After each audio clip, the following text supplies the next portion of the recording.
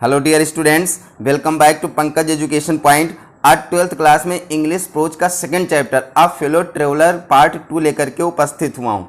जिन लोगों ने इसका पार्ट 1 नहीं देखा है तो डिस्क्रिप्शन में उस वीडियो का लिंक है, उसे देख सकते हैं। तो आइए शुरू करते हैं। On this night I did not do any of these things. यहाँ पर लेखक कहता है कि इस रात को मैंने इनमें से कुछ भी नहीं किया।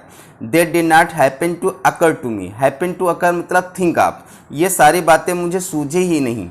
वाट I did was much more ordinary. Ordinary मतलब होता है सिंपल। जो कुछ मैंने किया वह और भी साधारण था। When the last of my fellow passengers had gone. जब मेरे सहयात्रियों में अंतिम जा चुका था। I put down my paper. मैंने अपने अखबार को नीचे रख दिया। Stretch my arms and my legs. अपने हाथ और पैर फैलाए। स्टूड अप खड़ा हुआ। And looked of the window on the काम समर नाइट। उस शांत गर्मी की रात में मैंने खिड़की से बाहर झांका। Through which I was journeying, जिसमें कि मैं यात्रा कर रहा था। Noting the pale reminiscence of day that still lingered in the northern sky. यहाँ पर नोटिंग मतलब होता है ध्यान से देखना, निहारना। द पेल मतलब होता है लाइट येलो, हल्का पीला। रेमिनिसेंस का मतलब यहाँ पर है memory, Smriti. Of day that still lingered in the northern sky. Lingered मतलब होता है स्टे मतलब ठहरना या ठहरी हुई।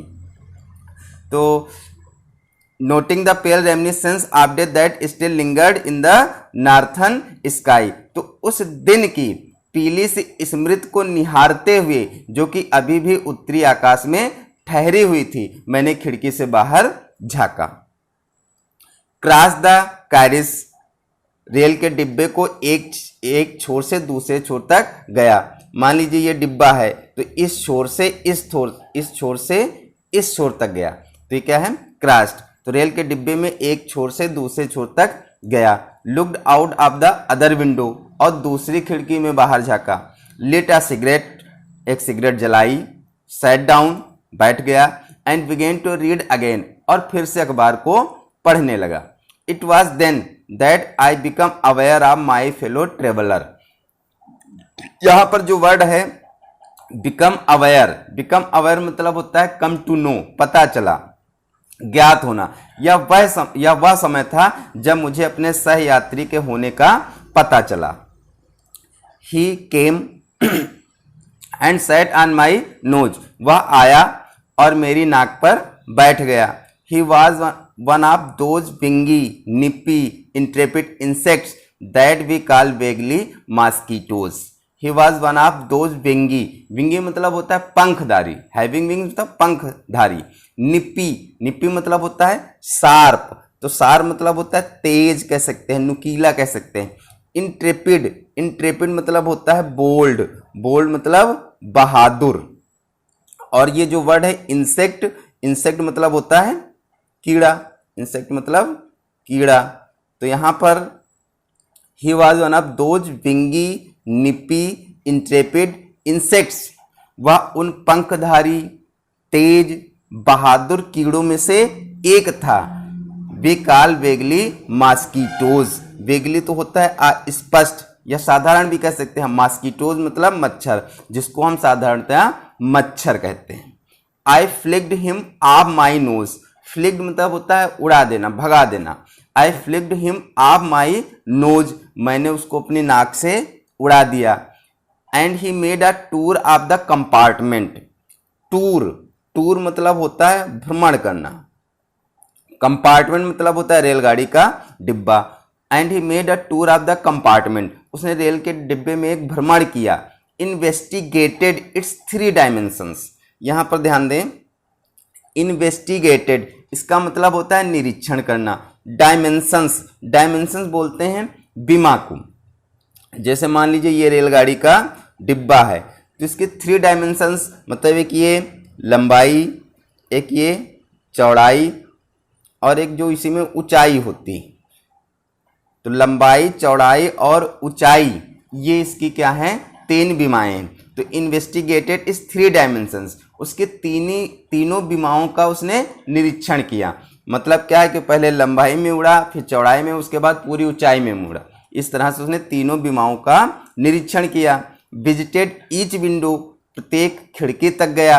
फ्लटर्ड राउंड द लाइट, और लाइट के चारों ओर फड़फड़ाया। डिसाइडेड दैट, और तब उसने यह निर्णय किया, फैसला किया, तय किया, that there was nothing so interesting as that large animal in the corner. उसने यह तय किया कि कोने में बैठे हुए उस भारी भरकम प्राणी से इंटरेस्टिंग, से रुचिकर और कुछ भी नहीं है।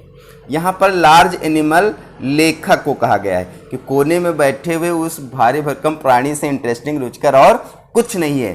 Came and had a look at my neck, वह आया और उसने मेरी गर्दन का अवलोकन किया, गर्दन पे निगाह डाली या गर्दन पर दृष्टि डाली, या फिर आके वो मेरी गर्दन पर बैठ गया। आई फ्लिक्ड हिम ऑफ अगेन, मैंने उसको फिर से भगा दिया, फिर से उड़ा दिया। ही स्किप्ड अवे, यहाँ पर जो वर्ड है स्किप्ड अवे, स्किप्ड अवे मतलब होता है उछलना, वह उछल करके भाग गया। टूक अनदर जॉन्ट, ये जो वर्ड है जॉन्ट, जॉन्ट का मतलब होता है शॉर्ट जर्नी, छोटी सी यात्रा। राउंड द कंपार्टमेंट, उसने डिब्बे में एक छोटा सा भ्रमण किया, छोटी सी यात्रा की। Returned and seated himself impudently, return and seated himself impudently, वापस आया और इम्पुडेंटली, इम्पुडेंटली मतलब होता है र्यूडली, धृष्टता के साथ। Seated himself impudently on the back of my hand, और बड़ी ही धृष्टता के साथ वह मेरे हाथ के पीछे बैठ गया। इट इज एनफ, हद हो गई, पर्याप्त हो गया। I said magnanimity has its limit, यहाँ पर लेखक ने कहा उदारता की भी एक सीमा होती है। मैग्नानिमिटी मतलब उदारता, उदारता की भी एक सीमा होती है। Twice you have been warned, तुमको 2 बार चेतावनी दी जा चुकी है। That I am someone in particular, particular मतलब विशेष, कि मैं कोई विशेष व्यक्ति हूँ। दैट माई ऑगस्ट पर्सन, यहाँ पर जो वर्ड लिखा है ऑगस्ट, ऑगस्ट मतलब होता है शानदार, पर्सन मतलब व्यक्तित्व। रिजाइंड्स, रिजाइंड मतलब होता है फील इंसल्टेड, अपमानित महसूस करना। The tickling impertinence of strangers, यहाँ पर जो वर्ड लिखा है टिकलिंग, टिकलिंग मतलब होता है गुदगुदाना, और इम्पर्टिनेंस, इम्पर्टिनेंस मतलब कह सकते हैं बदतमीजी, और स्ट्रेंजर्स मतलब अजनबी। That I am someone in particular, मैं एक विशेष व्यक्ति हूँ। दैट माई ऑगस्ट पर्सन, और मेरा जो शाही व्यक्तित्व है। Resigns the tickling impertinence of strangers, वह अजनबियों की गुदगुदाने वाली बदतमीजी से अपने आप को अपमानित महसूस करता है। I assume the black cap, assume मतलब होता है धारण करना, और ब्लैक कैप मतलब काली टोपी। तो यहाँ पर लेखक कहता है कि मैं काली टोपी धारण करता हूँ, इसका मतलब यह है कि मैं न्यायाधीश बन जाता हूँ, मैं जज बन जाता हूँ। काली टोपी जैसे कि जज अपने सिर पर धारण करते हैं, ये उसी की बात कर रहा है कि मैं काली टोपी धारण करता हूँ, मतलब मैं एक न्यायाधीश बन जाता हूँ, मैं एक जज बन जाता हूँ। I condemn you to death, condemn to death का मतलब होता है मृत्यु दंड देना।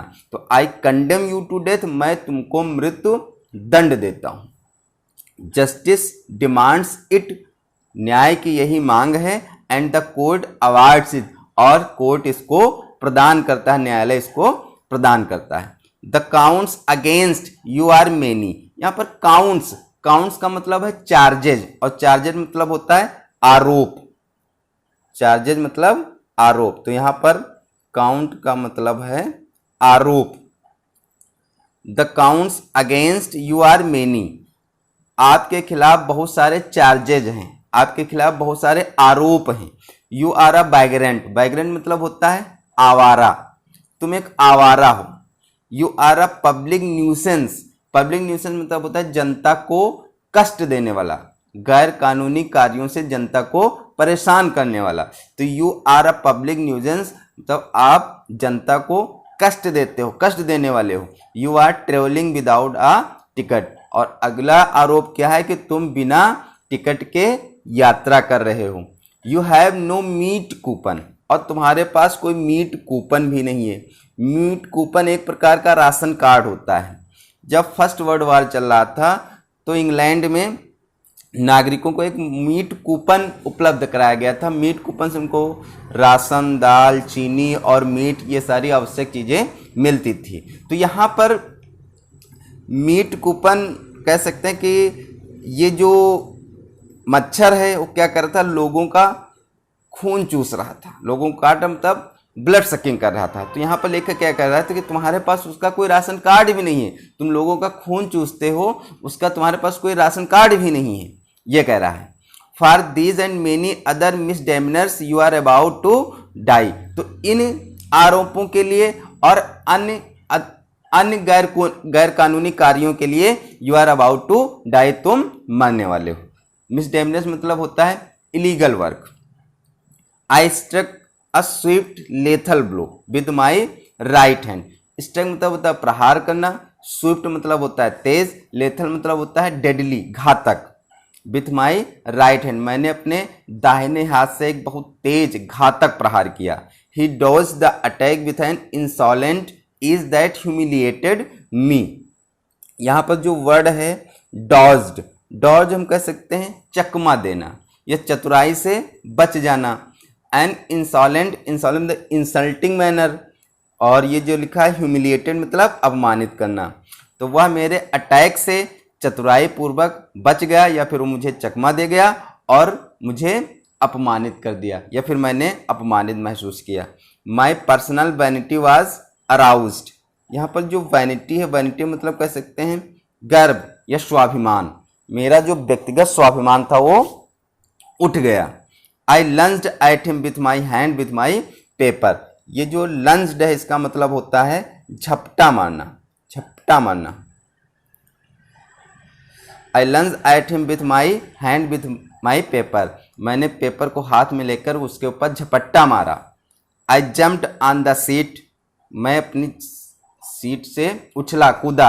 And pursued him round the lamp. यहाँ पर परस्यूड मतलब होता है पीछा करना, परस्यूड मतलब होता है पीछा करना या फॉलो करना। I pursued him round the lamp, मैंने लैम्प तक उसका पीछा किया। I adopted tactics of feline cunning. Adopted मतलब होता है ग्रहण करना, टैक्टिस, टैक्टिस मतलब होता है ट्रिक्स, चालें। Of feline cunning, feline cunning मतलब बिल्लियों जैसी चतुराई वाली। तो मैंने बिल्लियों जैसी चतुराई वाली चालें चली। वेटिंग टिल ही हैड अलाइटेड, और उसका तब तक इंतजार किया जब तक कि वो नीचे नहीं आ गया। Approaching with a horrible stealthiness, striking with a sudden and terrible swiftness. यहाँ पर हॉरिबल का मतलब भयानक या भयंकर से है, स्टाइल्दीनेस मतलब चुपके से, स्ट्राइकिंग मतलब प्रहार करते हुए, सडन मतलब अचानक। जब वो नीचे आ रहा था तो मैंने चुपके से उसके ऊपर अचानक एक बहुत ही भयानक प्रहार किया। It was all in when. यहाँ पर जो वर्ड लिखा है वेन, वेन का मतलब होता है यूजलेस, यूजलेस मतलब व्यर्थ। लेकिन ये सब व्यर्थ गया, जो भी प्रयास मैंने उसको मारने के लिए किए वो सब व्यर्थ हो गए, असफल हो गए। He played with me openly and ostentatiously like a skilful matador finishing round an infuriated bull. यहाँ पर विद्यार्थियों थोड़ा छूट गया है, ये सही कर लेंगे। ये यहाँ पर एन है, एन इन्फ्uriated बुल होना चाहिए।